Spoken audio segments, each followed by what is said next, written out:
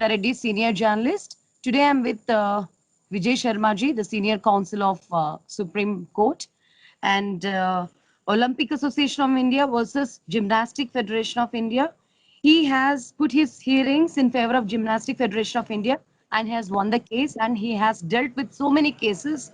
And today we are going to know about the Section 376, the pros and cons of this section, the positive things and the drawbacks. Good evening, Sharma ji. आप बताइए Good evening.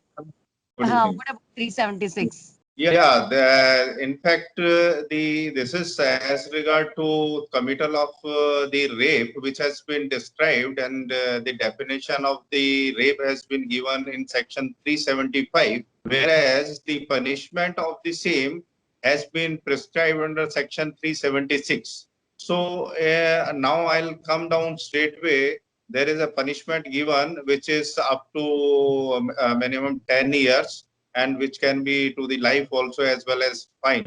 But now we are on the, I can say that rape is quite a sensitive issue, not in India, it is in all over world in fact. So rape should be taken by the judiciary as well as the lawyer fraternity also quite sensitively, so that no one should go scot-free if somebody has committed a crime, and particularly rape. No one should go scot-free, and at the same time, if there is a accused and he is found guilty, he should be punished to the rigor imprisonment or rigor punishment should be given. What is happening? The courts are oversensitive. Once a matter goes to the court, they are inclined towards the prosecution of the accused. In fact, rather than keeping a balance, their inclination is to give the punishment, and they work under the assumption as if he has already committed a crime. Whereas the judiciary should keep a balance of that.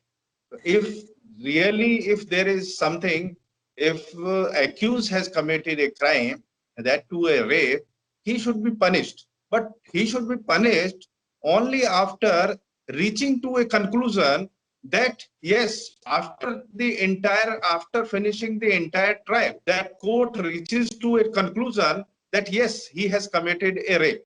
Only then. But what is happening in the back of the mind? The judicial authorities are keeping in mind, if once a trial victim is coming or a trial accused is coming, they presume that there is a rape, and the charges are being framed irrespective of the contents of the charges. They'll see, once the charge sheet under 375, 376 has come, they are assuming that yes, there is a possibility and probability of the rape. They are not scrutinizing strictly, whereas the duty of the duty cast upon the judiciary is to scrutinize the charge sheet meticulously.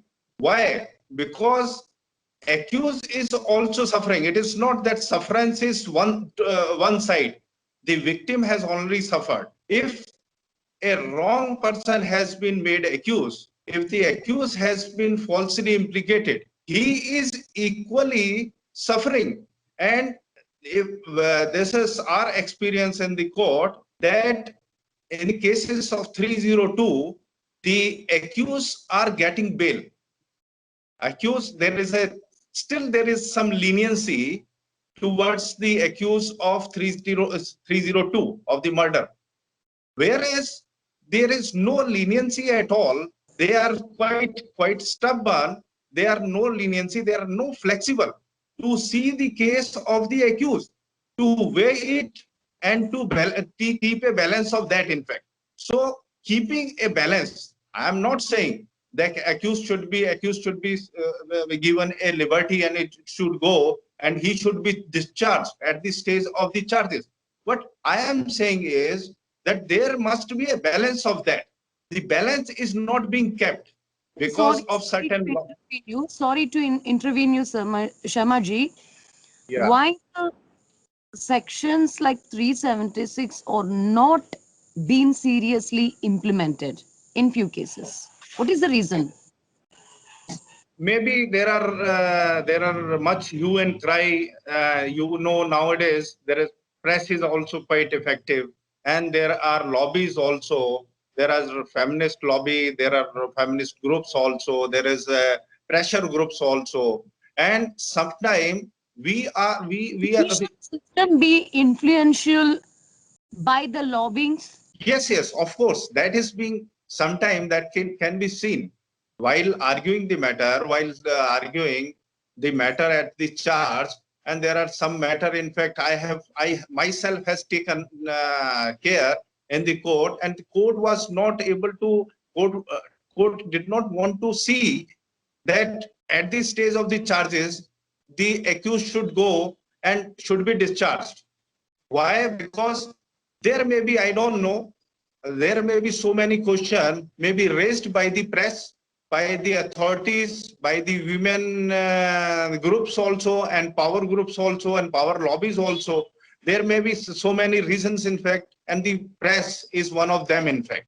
There will be highlighted that accused of such and such cases has been discharged only at the stage of the charges. The trial has not been taken into the matter. So those type of they sometimes I see there is bit a pressure of that. Because of that, the judiciary is also sometimes not able to keep the balance of both.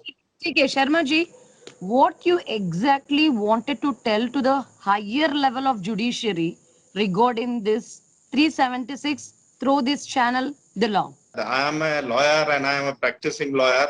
So far as the higher judiciary is concerned, they are wiser people and they have a consciousness also. But I want just my point of view is this consciousness of the applicability of the law and applicability law to the equality. There should not be differentiated the people because of the sexual differences. One should not be punished and the other should not go scot-free.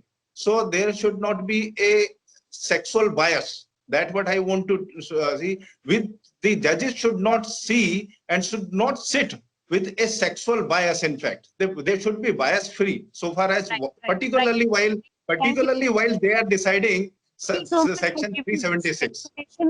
Explanation regarding 376, and hope this 376 will be strictly implemented in the coming days when rapes are happened in our society. Thank you so much for giving Thank valuable you. time for the channel. Thank you. Thank you.